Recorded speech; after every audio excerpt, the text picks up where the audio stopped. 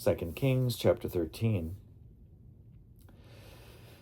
In the 23rd year of King Joash, son of Ahaziah of Judah, Jehoahaz, son of Jehu, began to reign over Israel in Samaria.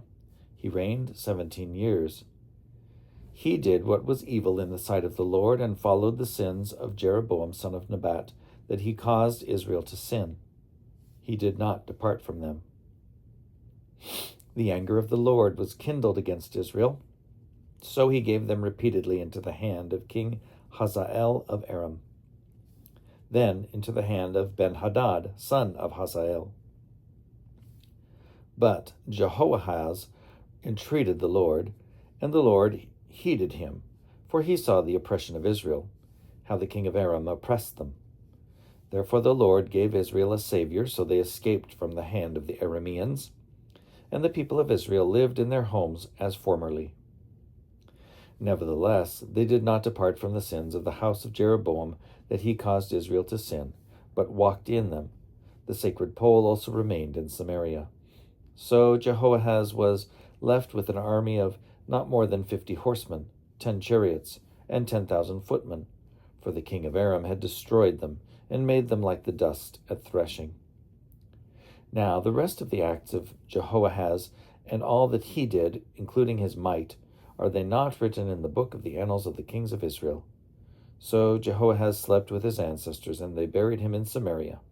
Then his son Joash succeeded him. In the 37th year of King Joash of Judah, Jehoash, son of Jehoahaz, began to reign over Israel in Samaria. He reigned 16 years. He also did what was evil in the sight of the Lord. He did not depart from all the sins of Jeroboam, son of Nebat, that he caused Israel to sin, but he walked in them. Now the rest of the acts of Joash and all that he did, as well as the might with which he fought against King Amaziah of Judah, are they not written in the book of the annals of the kings of Israel? So Joash slept with his ancestors, and Jeroboam sat upon his throne. Joash was buried in Samaria with the kings of Israel.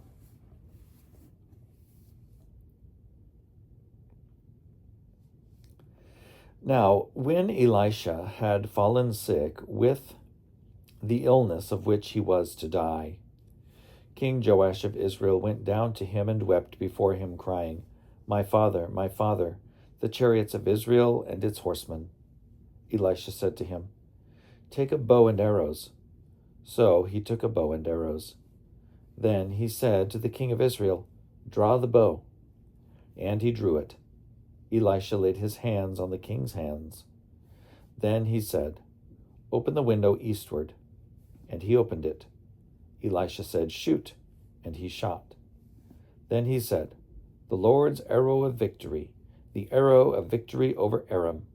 For you shall fight the Arameans in Aphek until you have made an end of them."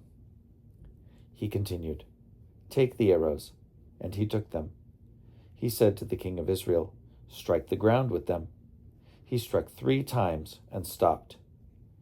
Then the man of God was angry with him and said, "You should have struck 5 or 6 times.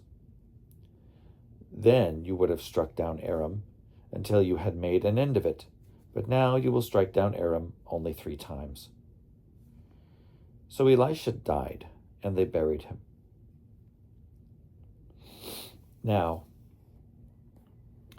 bands of Moabites used to invade the land in the spring of the year.